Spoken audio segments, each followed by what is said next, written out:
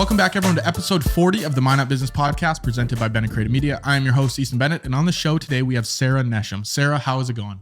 Fantastic. It's a beautiful day. Yes, I'm excited to have you on the show. The weather's a little bit nicer out there, right? It's sunny. It's not windy, so I will take it. It's starting to meld a little bit. That's what I like. I have to have people go through the front door now. We were just talking about this because my gutter just drips ice straight down. Oh, you need to get that taken care of. That's a spring fix. I'll fix it in the spring. Get them cleaned. Before we get into the questions, I would love if you guys would rate and review the show. It really helps get the show out there to new people. So if you haven't done that already, feel free to rate and review the show. All right, let's get right into it. I'm just going to throw you to the wolves like we always do. Let's do it. What do you do? So for people that have never met you, they have no idea. What is Sara Neshem all about? So my main thing that I do is I'm a realtor here in town. I am with eXp Realty. I'm going on 5 years. And that is what really kind of started the entrepreneurial. I had always had a job. I was always in sales, but I was always working for somebody. Yep. But I always hated going to an office every day. Yep. It would be like, do I have to go? Do I have to go? And when I actually had to sell my farm, I talked to a good friend of mine who's an agent out of Fargo. Okay. And I'm like, how do I do this? I don't want to hire a realtor. I want to like save as much money as I can. And he was just going back and forth with me on it. And he's like, you know what? You have passion with this. Like houses are your thing. Get your license, sell your own farm, get into it. He's like, you hate going to work for somebody. You want to be your own boss. This is the perfect thing. And it sounds like you would fit, like it would just be a passion for you. And I was like, you know what? I think you're right. Yeah. So got my license. I had at that time had 2 kids, was pregnant with my third, and was like, I don't want to go to work. I don't want to send my kids to daycare. I want something that I can do, that I like to do, and that I can keep my kids with me. Yeah. That was a really big driver for me. So my second and then my third have never been in daycare. And if I have showings, if I have clients, if I have nobody to watch my kids, they come with me. They come with. Okay. But that was a really big driver getting into the real estate. And then a few years ago, props to my husband who really started this. He started listening to podcasts versus music at work. Yep. And he's like, I am sick of having a boss. Yep. I don't want to do this forever. So how can we become entrepreneurs and have passive income and all these different streams? And what can we do? And we were really good with money. And so we saved up some money. We had done a couple things with our farm that we sold. Yep. Saved money that way and started getting into short-term rentals. Okay. So on top of the real estate, on top of being a mom and a rancher, because we have cows, horses, all that, we actually run some short-term rentals. Okay, cool. As well. Okay, so short-term rentals, are we talking like Airbnb, VRBO, that kind of thing? Yes, the Airbnb, the VRBO, direct bookings, all of that good stuff. Okay, sweet. So we're going to get into that a little bit down the road. Okay. You touched on a couple things I want to go into. So the farm, obviously, you know, when you're talking about the farming community, there can be times when it's like a family farm and that's the business. Is that how it was set up for you? Was it a family farm that was a business, or how did that look? Was that kind of your first taste of business?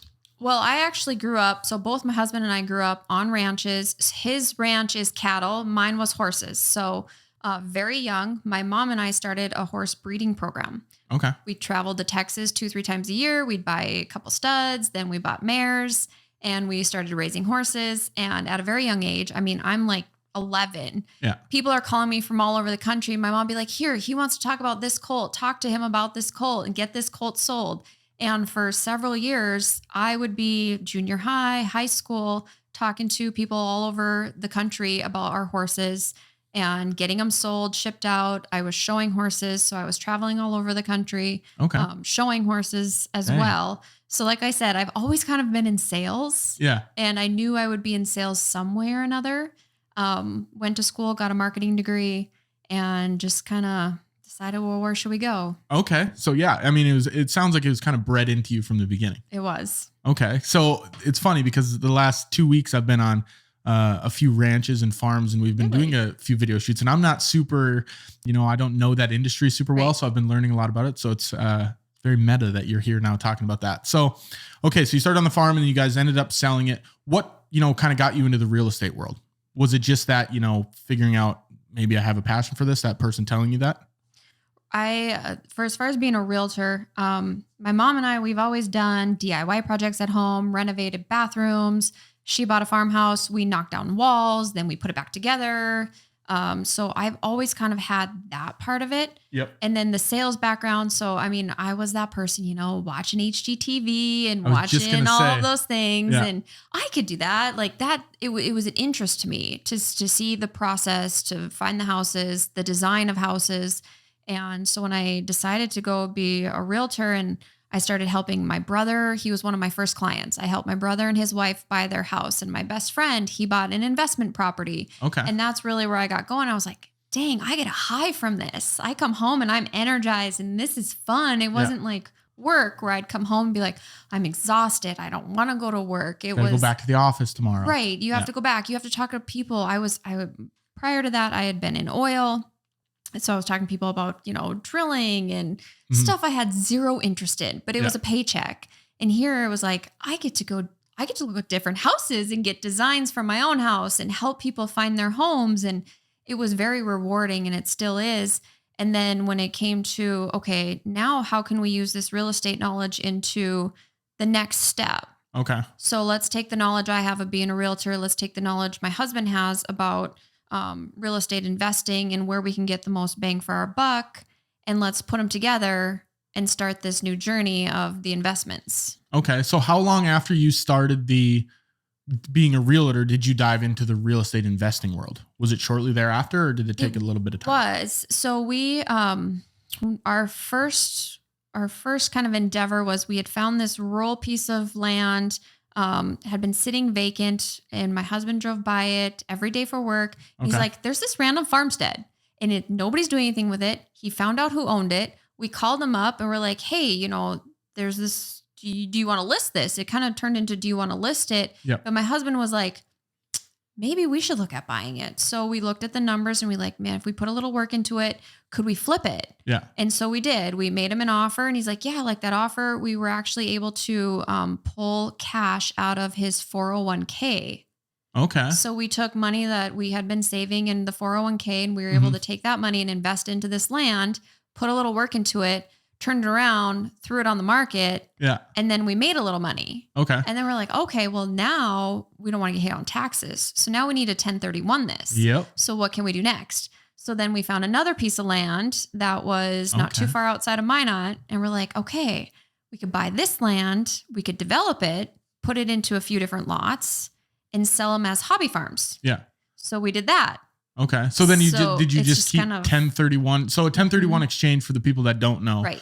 Do you want to explain that quick? Sure. Like if you're in an elevator pitch, the 1031 exchange. So if you want to save money from the IRS taking any sort of capital gains on an investment property, you have 45 days to say, I'm going to buy this property from the date I sell this property I already own. Okay. And I'm going to take that money. So if I made 50 grand, I'm going to stick that 50 grand into buying my next property.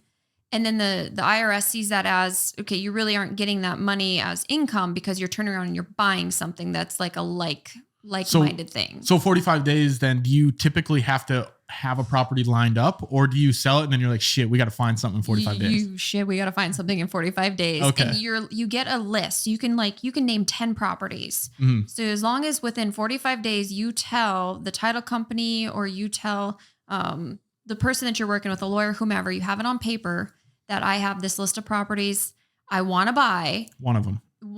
Yeah. You can use that money as long as you close within 180 days of when you sold. So about a year and a half, or not, or about a half a year. I mean, right. To actually close that property, but you only have 45 days to find something. Okay. So we bought it.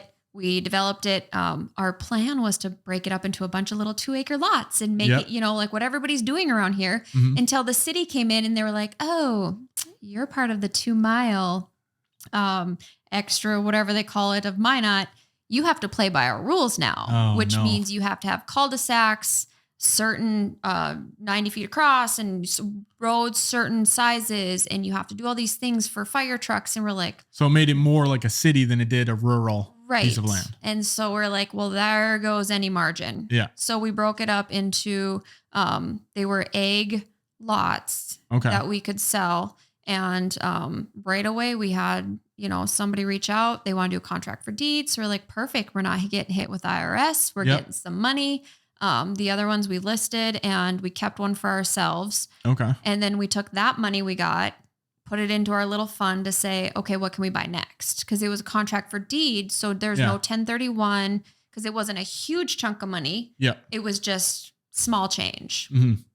And then at that point, if anybody's looking for good podcasts, besides this one.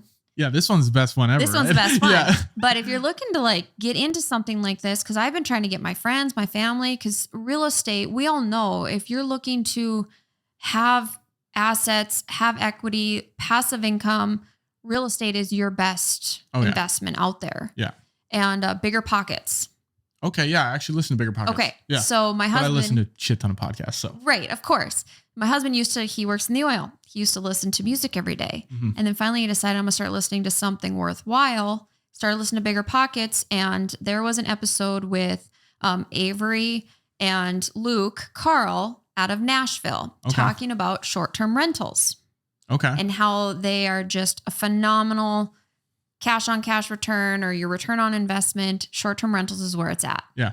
And so we started in looking into it, and he listened to the podcast in October. In January, we were making offers.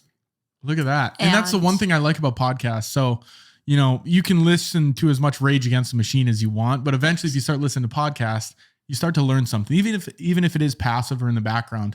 Right. So I rarely ever listen to music, and I'm always listening to some type of podcast or audiobook. So there'd be my piece of advice for the show. Right. I mean, I'm the same way. Like he would send me podcasts every day, listen to this podcast. And I'd be like, okay, I will. But I do like my music every once in a while. But then you start listening to it and you're like, there's just a wealth of knowledge out there that can get us somewhere to the next step. So we're not just in that 9 to 5 working for somebody. Like grind. where can we get as many streams of income? So they call it, financially free. Mm-hmm. And that's where we all want to be, especially the entrepreneurial minds who don't, some people love it. Some people love just checking in, doing their job, checking out and going home. And then some people like us with the ranch and the kids, and we want to be riding our horses. We want to go show. We don't want to be going to work. We want to do what we can now so we can maybe retire and go live in, South for the winter because we've got all these income streams. Couple snowbirds. Right. That's my 2-year goal is to be a snowbird. So, doing the research, we invested in the Smokies. So if anybody out there knows, I've heard of, Dollywood, Parton, Dollywood, that's in Pigeon Forge, Tennessee. Okay. So it's Pigeon Forge, Gatlinburg is it's kind of like Bismarck, Mandan. Yeah. Okay. So 2 towns very close together. It is like Vegas for families. Now you caught my attention. I was going to say Vegas. It's like there's not gambling. I mean, there probably is some gambling, but they've got a strip, 4-lane strip, and it is just row upon row of things to do, stuff like the Ripley's Believe It or Not. They have roller coasters. They've got the Great Smoky Mountains. That's awesome. That's Dollyland, right? That's Dollywood. Okay. Yep. Or so Dollywood, Dollywood has their own whole park. And so we, without even going out there, we're on Zillow, we're contacting agents. We worked with Avery Carls. She's actually an EXP agent too. So that was kind of fun for me to be like, oh yeah, another EXP girl. And she's got the short-term shop. Okay. So that's her thing is the short-term shop. And they put on classes. So to even get involved with them, you have to sit through their classes. They take you on as a client. They help you find things. They help you map out numbers. It's not just, you're not out on your own. Yeah. And then plus you learn how to work your own numbers. So my husband's the number guy. So when we're looking at properties and I'm sending him 6 properties a day and he's like, okay, this one makes sense numbers wise. This one you're dreaming makes no sense, even though it's cute, makes no sense. So we got under contract in January on our first one. We tried to get under contract on a second one right away. Mm-hmm. That one fell through. The foundation was shot and the cabin was basically going to fall down the mountain. So we walked away, but got under contract on a new build in April. Okay. So within 1 year, we had 2 cabins closed and up and running. Okay. So we're going to get into more of that. I want to dive back into some of the beginning then. So when you're investing, I didn't even know that you invested outside of North Dakota. So I'm just learning that now. But what would you say, the beginning steps? Did you have any hiccups in the beginning? How can people shorten that learning curve if they're trying to get into the real estate investing world? The biggest thing that I hear when people are asking me about it is, well, how did you have, the coming up with the money?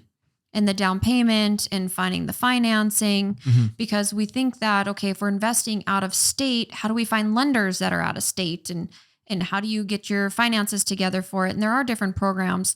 We were lucky because, like I said, when we had started, we had, the one property that kind of led to the second property. And then we knew we were going to want to try something else versus just buying and flipping. And that's where the short term came in. I would say your best bet is start putting a little bit of money away if you can. And there are things that you could do. You can borrow against your 401k if you want. Whole life insurance. If you have a little bit of money, you can stick it into a whole life insurance premium, and you can still utilize that money to invest in. Listening to the podcast. There's so many people out there that give away free information. And it's right at our fingertips too. It's right at our fingertips. Not only do we when we first got in, like I said, we were like listening to all of the short-term shops information, great information. I mean, they really paved the way. They started in Nashville, Smokies. Now they're in Florida. Now they're just expanding. So they have all of this information out there. But then we also started listening to Bill Faith. He's another short-term guy. He kind of has a different philosophy. There's Facebook groups out there that you can join. They have their own Instagram pages, like the Airbnb guy. I'm going to give a little prop to him because, we've talked to him before. We've gone to conferences. You can go to conferences. My husband went to a boot camp in Nashville last year and was with Bill Faith and did the boot camp then. Like a short-term boot camp? Short-term boot camp. 3 days, just grinding on short-term rentals. This past June last year, we went to one in Nashville where it was a huge conference with lenders, the people that do arbitrage. So they basically sign a bunch of leases to rent apartments and then they flip them and make them into Airbnbs. Oh yeah. Okay. So they call that arbitraging. Yeah. I've seen people in New York do that. I think. Oh, for sure. Yeah. I mean, there's, Sean, he's a guy and he's got a really awesome Instagram. That's all he does. Yeah. I mean, like millions of dollars, all he does. He doesn't buy anything. So that would be something maybe for a person who doesn't have a lot saved away. You go, you do your research, you find out which cities are doing well in the Airbnbs. You use the tools that are out there. There's free tools. So how that works is, Easton Bennett would go lease this place, whatever it is, and then just have other people pay on a short-term basis. Like if someone book it for 3 nights, I pay the lease, but then I don't even have to put the upfront capital to own the property. The only upfront capital you would have is furniture. Okay. So then do you have to negotiate that with the person that does own the property, or how does that work? You do. That's the one advice, because I really would like to get into arbitrage. That's the one thing is you go to the landlord right away and you say, hey, look, this is what I want to do.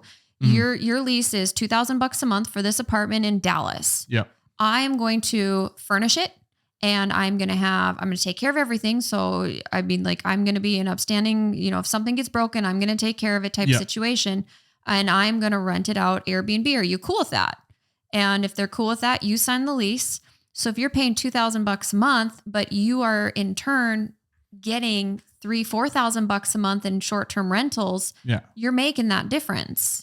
And then the landlord's still making their money. And the landlord makes their money because you're still paying it. But you're not putting that upfront cost of, when our first property, we were in the $600,000-700,000 range. Okay. So when you're coming up with down payments of 10 to 20%, it's a big chunk of change. That's a big chunk of change. Yeah. So if you want to get started, the arbitrage is a way for somebody who wants to start dabbling with it. And you don't have to be in the same city. Like he started out in the same city.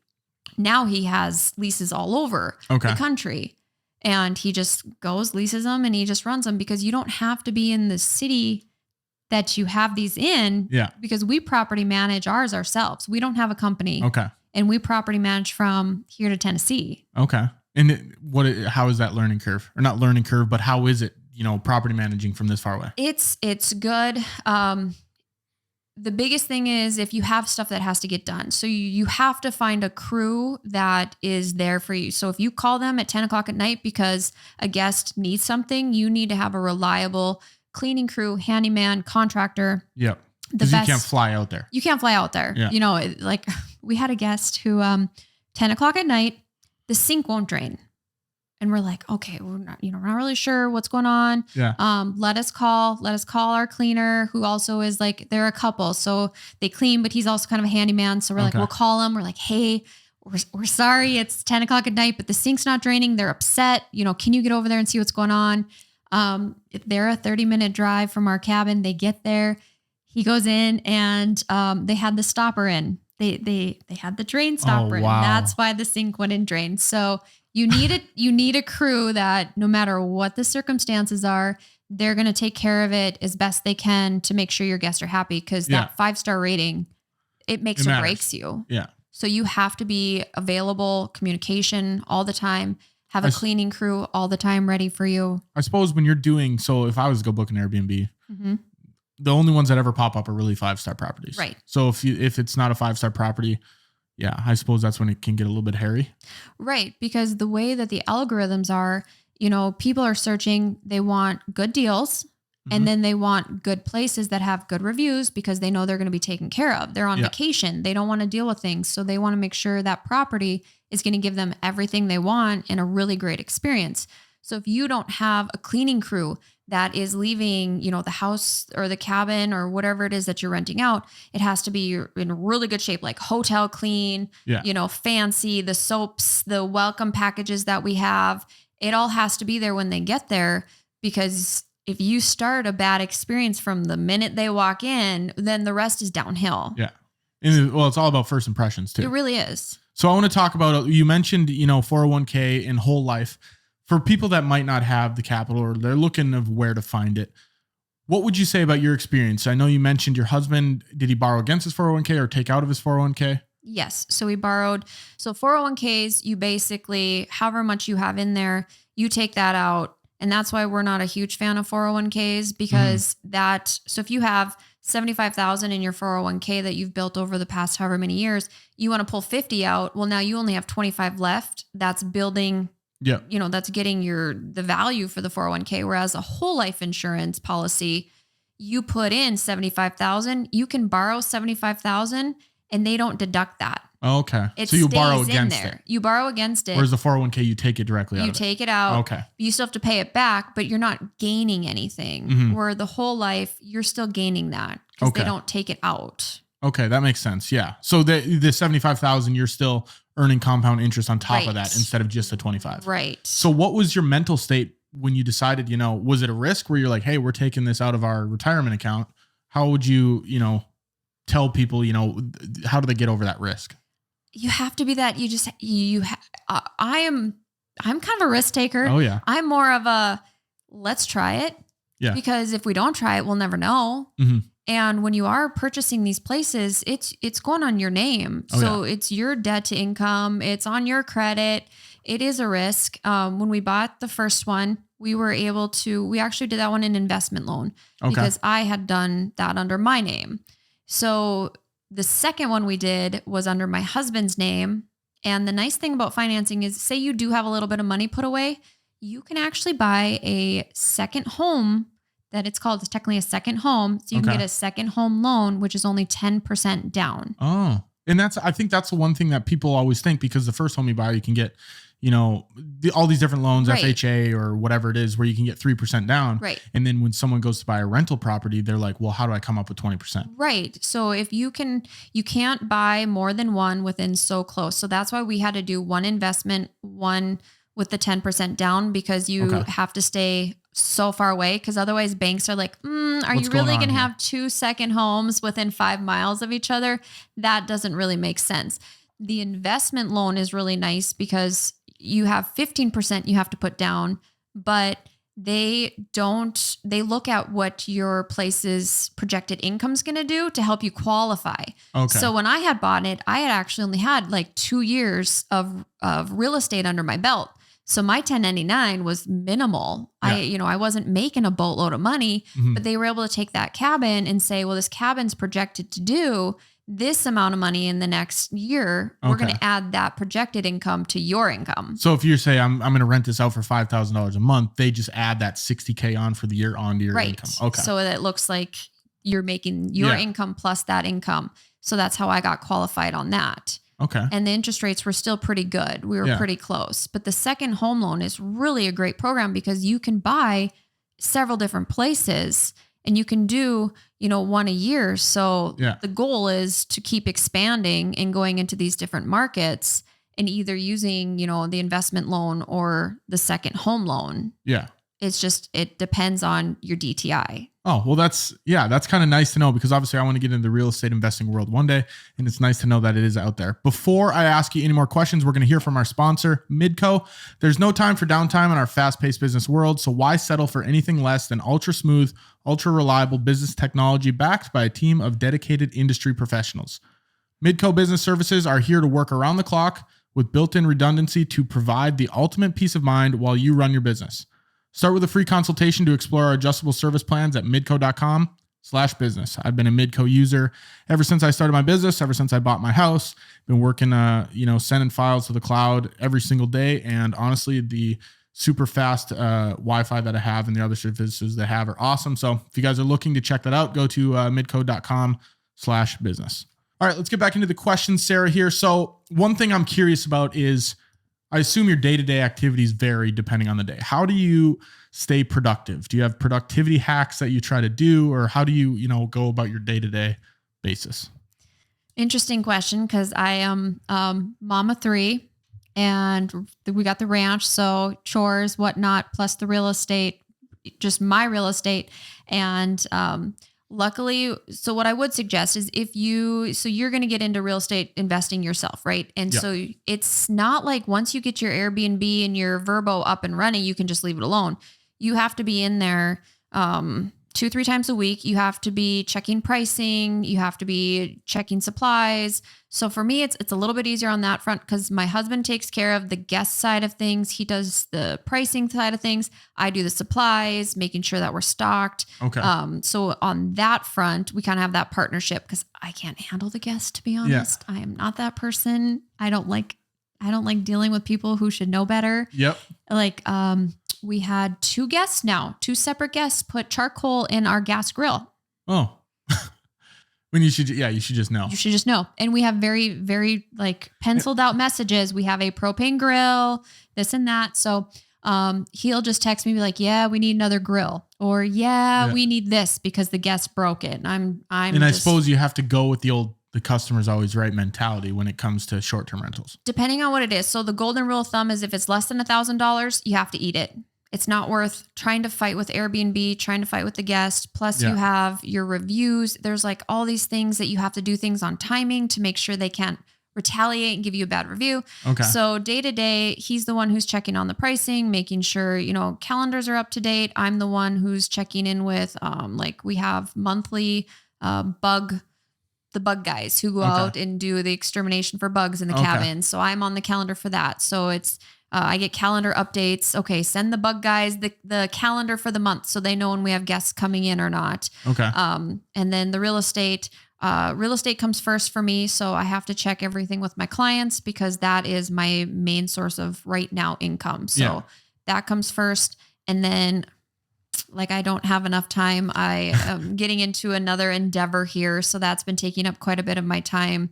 And then I have my 3-year-old at home with me. Yep. So I'm trying to carve out time for him here and there. When can he start working? That's the real question, right? Man, I know, right? I need to get him on the phone. I need to get him in front of a computer. Yeah. He pretty much knows how to run those things. But honestly, I don't block out times because I'm terrible. That's why I can't have a boss, because I can't have somebody saying I need this by this time, this by this time. I kind of have to do it on my own. You need to kind of roll with what you need to do. One foot in front of the other. I just roll with what I need to do.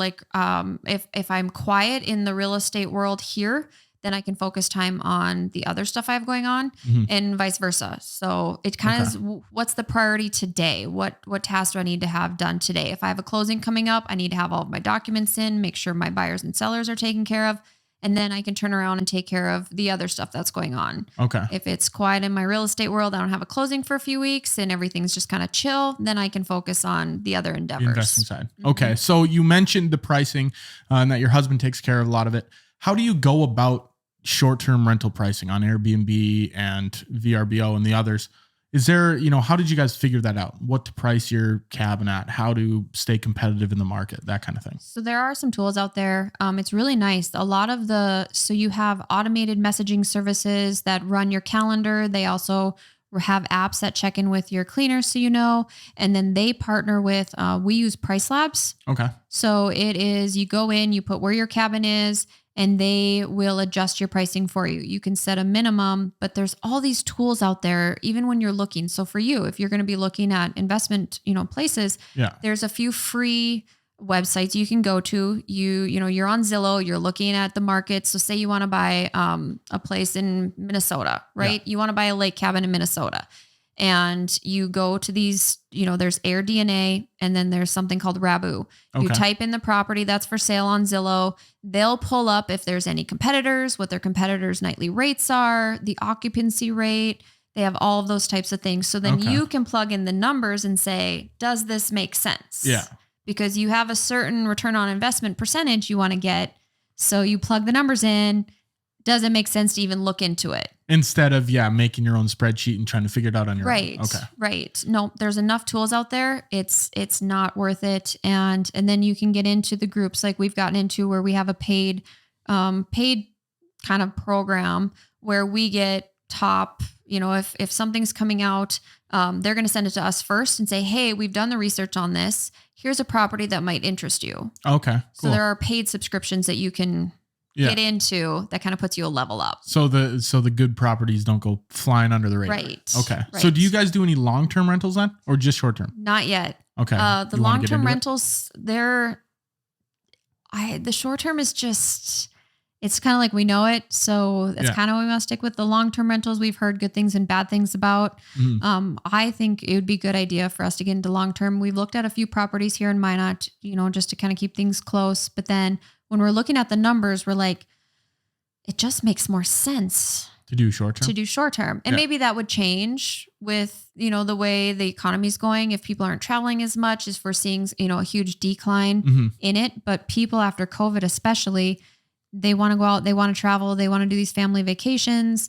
They want to go see things. They're kind of over hotels because you get your own space and you're not sharing a wall and you don't have somebody stomping over your head at 2:00 in the morning. Yep. And you have the privacy and the sanitation part of it. You're not, sharing walls and sharing doorknobs with everybody else. So right now, short term is what we're focused on. Okay. Long term, probably down the road, because we really want to diversify. That's the biggest thing is for any advice we can give from what we've learned is you can't put all of your eggs in one basket. That's a golden rule people always say, but I don't think people really understand it. Right. And I think the one thing I think about a lot is people when they say starting a business is so risky because, that's your only source of income. Is it going to work? But I feel like staying in a regular job 9 to 5 is just as risky because you could get fired tomorrow and have nothing. Yeah. And then what? Go work at McDonald's? I mean, exactly. There's those places who are always hiring, but to try and keep your income level the same as what you're used to, you have to look at different avenues. Buying a business. That's one we've actually been actively trying to find. We follow people that's what they do. Buy boring businesses is what it is. We've looked at laundromats, car washes, things you wouldn't think you'd want to own. And those are the businesses that there's a podcast I was listening to where a gentleman was talking about starting a business around your passion. Everything seems glamorous and whatever. Even my business videos, I like doing videos, but the guy that started, Waste Management, the garbage removal company, is he passionate about removing garbage? No, but sometimes boring businesses are the ones that, support you. Right. The ones that have, we were looking at buying a ski rental place. Mm-hmm. And granted, it was one of those where you'd actually have to go and work it, get it up and running. Do either of us really passionate about skiing? No. I mean, sure, we've done it, but that's definitely not our passion. Yeah. But could that be a business that we could go run it for a couple years, get a manager in place, and then leave? And now we have a business that's bringing us income, and it's a business that's been around for a while, so it's established. And you're still a little bit hands off. So you're hands off. You do your check-ins, whatnot, but down the road, you could walk away and do a different business and have that business still bringing in the income. Yeah. So it's we don't just want to focus on short term. We are looking at Everything. Everything. Do you think it's a domino effect? Because I assume the first one, they always say the first $1 million is the hardest. Comparing that to investments now, the first investment, your first property, your first business you buy, the first whatever might be the most difficult. But I feel like once you have that one, it's easier to get into 2, 3, 4, 5. What are your thoughts on that? I agree. I think the mentality part of it is the biggest thing because the first place we bought, I was like, we don't even own a home that is this expensive. And, being the naive person I am in our market where I'm an agent. So I'm asking our agent, I'm like, I want closing costs and I want to come, I want to offer 10,000 less than asking. And she's going, girl, that ain't happening. You're going to have to come in over asking. There is no closing cost. There is appraisal gap. I mean, like totally a different world. Yeah. And then once I wrapped my mind around it, I was like, okay, that's one step. Now I'm learning something new. Yeah. And then how fast can we get a second one?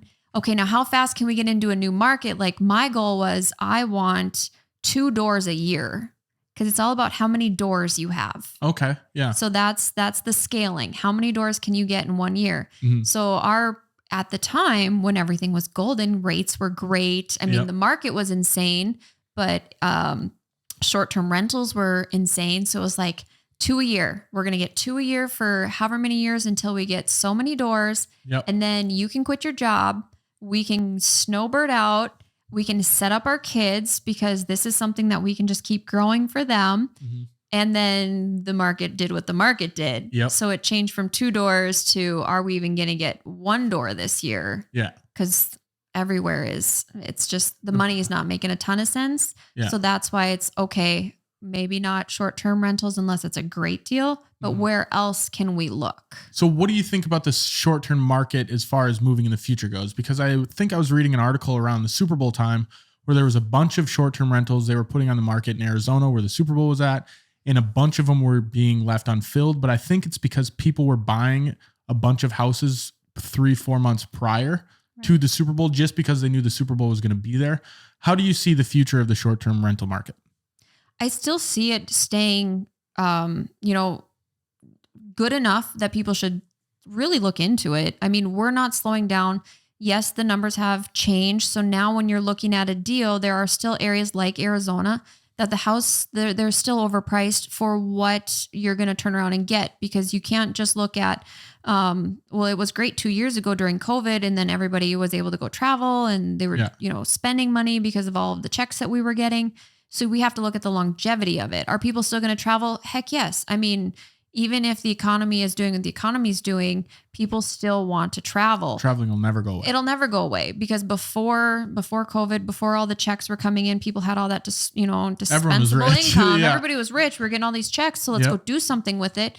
But even once that's gone, once this recession is over, people are still traveling. We still plan to travel. We know money's, not as lush as it was a couple of years ago, but is that going to stop us? No, it might slow us down, not do as many trips. Mm-hmm. But when you're looking to invest, now you got to look at the markets that maybe aren't so hot. Yeah. Try and find areas that, that's not Sedona, that's not, Destin, Florida, because those markets have been so good for the past few years. You're not finding the deals. They're a bit more saturated. It's saturated, but the prices of houses got so high that the rental money just isn't making sense. Doesn't make sense. Okay. So go to the markets that you still have tourism, people are still traveling to, but that the house price itself didn't skyrocket like it did everywhere else. And that's where maybe you can touch on this a little bit, but purchasing properties, whether it's short-term rental, long-term rental, in places that maybe aren't as glamorous and, as popular, maybe as trendy. Do you think obviously in Dollywood, that's maybe not the most trendy place ever to buy a property, but it worked. So what are your thoughts on looking other places other than like, oh, this is just where everyone's getting it, let's go here, instead of just kind of shopping around looking everywhere?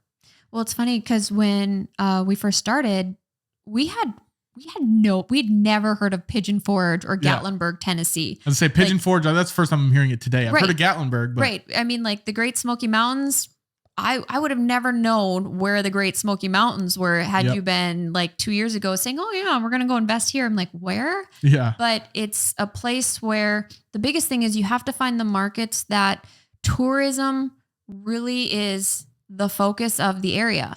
because you can't, like, everybody was buying in Dallas and buying in Phoenix and, Destin, Florida. Well, if regulations change and all of a sudden the homeowners are in that area start throwing a fit and the city has to change the rules, those places they'll still go on. Yeah.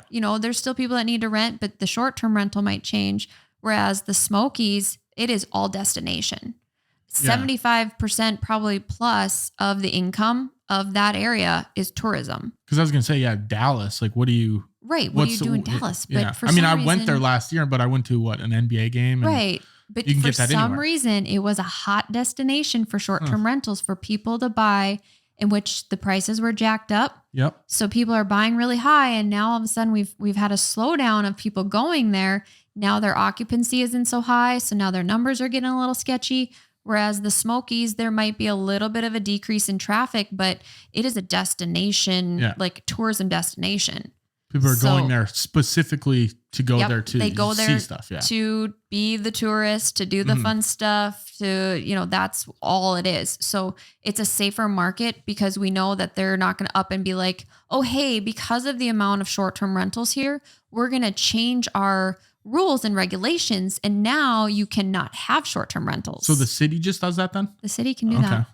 Yeah, that would be bad. You buy a place and then they're just like, nah, no more. Right. And that's we have looked in places before. There actually have been a few places in the Smokies where we have to double check to make sure that if there's an HOA, if there is a rule that says you have to have, you can't have less than 28 days stay. Okay. So you have to look at that. The regulations is a big thing. And that's where when you're looking into these, you're looking up the AirDNA or you're using the sites that are available or you're talking to the agents. That's a big thing, is utilizing those realtors because they're going to know, is this property approved or not for short-term rentals? Okay. And most of your agents, when we were agent shopping, we want an agent that does have experience in investments because they're going to be the ones who are going to be able to look at numbers with us and say, yeah, I think this is a good deal, versus somebody who might only sell commercial buildings. Yeah. They have no idea anything about short-term rentals or investments. Or, somebody who's never done a short-term rental, all they've ever done is a single family home. I didn't think about that. So if you're picking an agent, you probably want someone that's got experience. It makes sense now that I verbalize it, but you want someone with experience other than just someone that might just sell single family homes. Right. So the contacts you make through the contacts we've made in the Smokies, and then again with the other groups, on Facebook and the other people out there that the conferences we've gone to, we'll reach out to them if we're interested in an area and be like, okay, what agent should we use? Okay. And then you use the agent that has mostly worked with other investors to say, yeah, I think this is a good property, or we run the numbers for you. This is the numbers we're coming out with. Okay. Okay. So then I want to pivot a little bit now. Do you have any nightmare? I know you told a couple stories on here. Any nightmare real estate stories, whether it's on the investing side or maybe just the real estate side? I don't have any real nightmare on my real estate side. I mean, there's obviously no transaction is perfect. You always run into interesting issues with it. The investing side, like the cabin that we almost bought, that was a fun one. It was this amazing. I mean, this cabin, if it still was on Zillow, I'd tell you to pull it up. The entire upstairs was just like a gaming central. It had pool table. It had the arcades with the race cars. It had the basketball. And then it had a window of just mountains. I mean, you just would never want to leave. And it was I was like, I love this cabin. And I'm an emotional person when it comes to buying these houses. Yep. And my husband's like, stop it. Logical. And stop it. Yeah, right. And I'm like, oh, and it was just an amazing cabin. We go there, we look at it. We're like, oh, we love it. It was fantastic. The seller from the beginning was kind of not fun to work with. Yeah. And then we have an inspection done and they're like, yeah, the foundation has a little bit of movement. You might want to get an engineer out. But all concrete foundations, I'll tell you this. Yeah. No house is perfect. Even a brand new build, you're going to have some stuff going on. So we get to 3 days before closing. We're supposed to close on a Friday. And our lender's like, hey, with the appraisal came in late, we can't close Friday. We need to close Monday. Tell the seller, he's like, oh, well, if we can't close on Friday, I don't want to close for a month because then I'm going to get another $10,000 in rental income out of this. So either we close in 1 month or the deal's off. Yeah. And technically, since we were the ones who had to delay closing, he could cancel our contract. Yeah. Okay. And we had a very substantial earnest money because out in that market, it wasn't $500, it wasn't $1,000. You got to put down a chunk of change. You had to put down a chunk of change of earnest money out there to play that game. So we're like, all right, fine. It was fine because then we could get a structural engineer out, make sure if there's anything that has to be done to the cabin, we could get it done. Back a month. So we pushed it back a month. In the meantime, we get an engineer out. He goes out, he looks at this foundation. He goes, the foundation is detaching. And if you don't get in here and stabilize it, if we have a really wet year or two, this cabin could literally slide down the mountain. And we're like, what? Yeah. Really? Okay. What's it going to cost us? Yeah. I was going to say, the projected income on this cabin was phenomenal. I mean, the return if he's on getting investment, $10,000 for a month. Yeah. Right. This was the money piece of a cabin. Yeah. So we were like, okay, we can brace it. And he's like, okay, I think it's going to be about $50,000 to fix it. But I that's just a ballpark. Yeah. I need to get out and have, my head guy come out here and look at it and see how we're going to do it. So the head guy goes out and he looks at it and he's like, I hate to tell you this. It's going to be at least $100,000 and there's a 50-50 chance it's even going to work. Oh, wow. So then we're like, a sweet coin toss. Okay, well, $100,000 might not work. We might lose our cabin. It could be fine, but I don't know if we want to pull this trigger. Yeah. So we walked away. We lost all of our earnest money and we lost out on a few months of negotiating. We had this cabin picked out, or we could have had a different cabin picked out. The seller was not happy, but we were like, did you tell him, dude, your shit's going to fall down the hill? And he, being the person he was crabby about it, but he got our earnest money because I was going to say, does the seller get it then? He got the earnest money because technically if you walk away, even if you lose your earnest money, a buyer or a seller can sue you for non-fulfillment of your contract. So they were throwing out, we're going to sue you. So I was having to talk to lawyers and how much is this going to cost me? And this is the situation.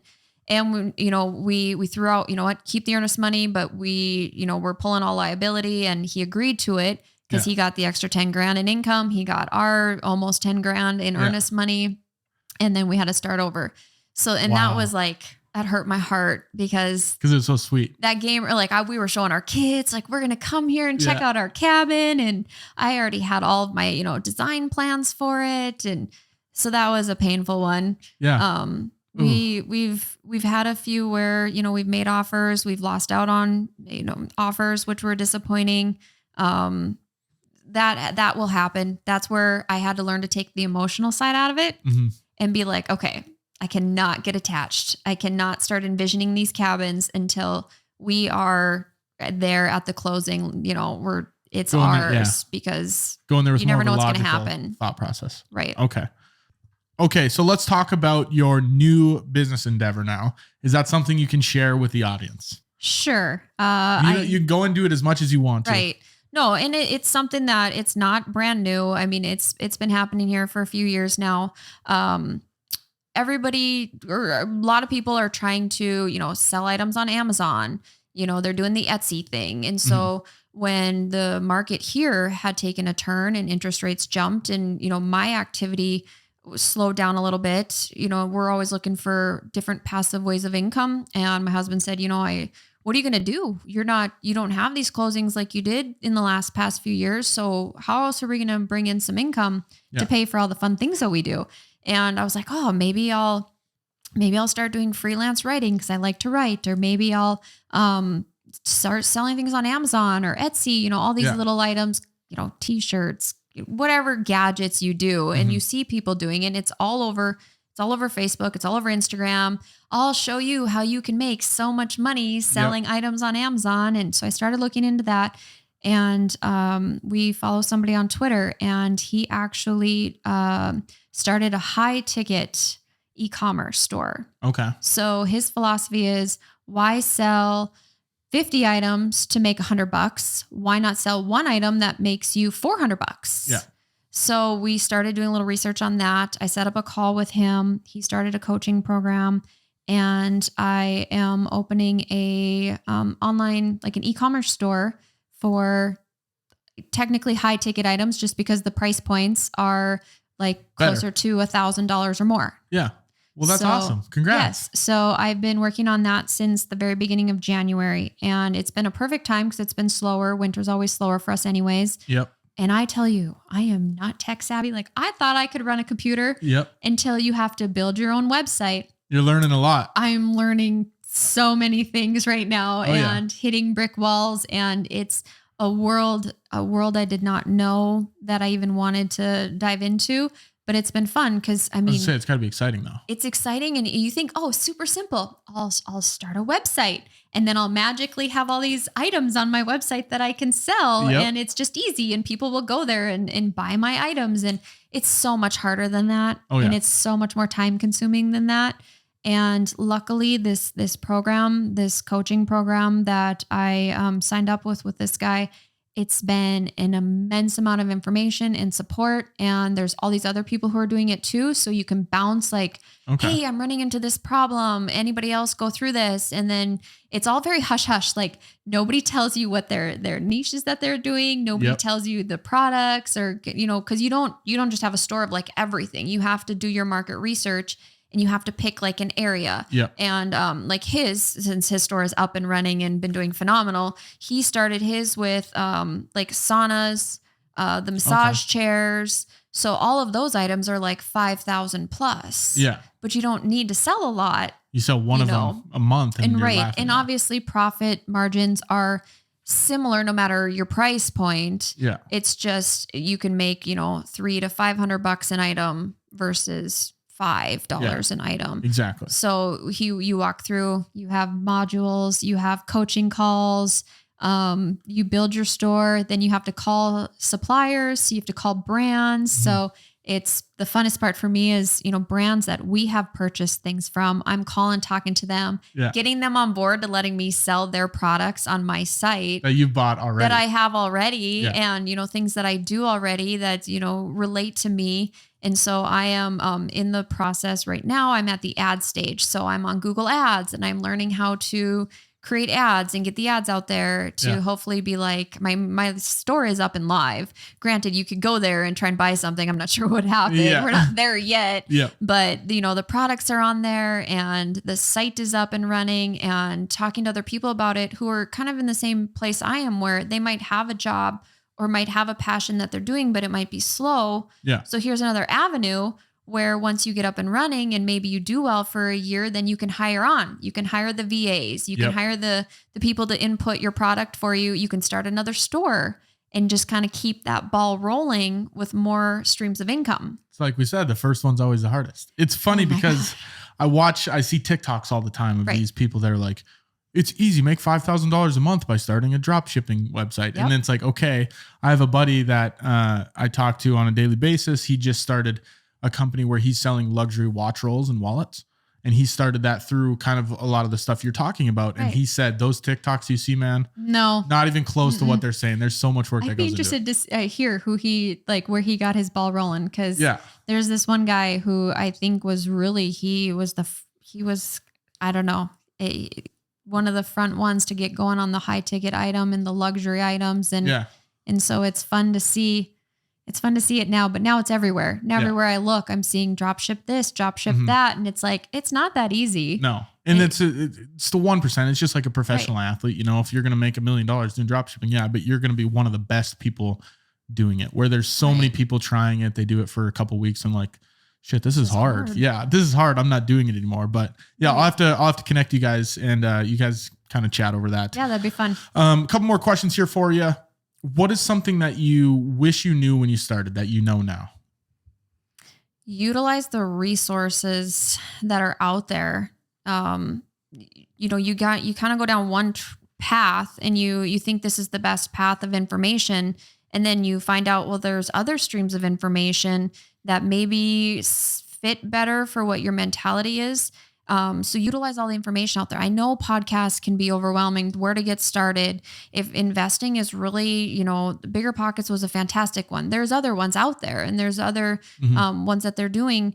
And you just, I guess, Google it, find out. And then the people you meet too, it's just so much fun. Like we're watching these podcasts, and then we're going to these events, and we're seing the people, and we're meeting the people that we've been listening to these podcasts. And we're like, it's like a celebrity. Comes full circle, right? It's just weird. You get, oh my gosh, Tony Robbins. Like, he's a great one too. He has his own podcast. He does a lot of short-term rentals. Tony Robbins. Yeah. He's one out there.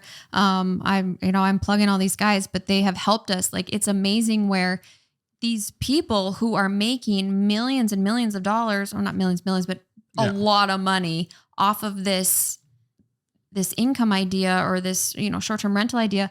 You go to their conferences that they have, or, you join their boot camps, or you just start following them, and then you get their phone numbers. And like, my husband can call Bill Faith, look him up if you're looking into real estate investing, the short term. He is phenomenal. He's just like the coolest guy. You want to hang out. You just want to have a beer with him. Yep.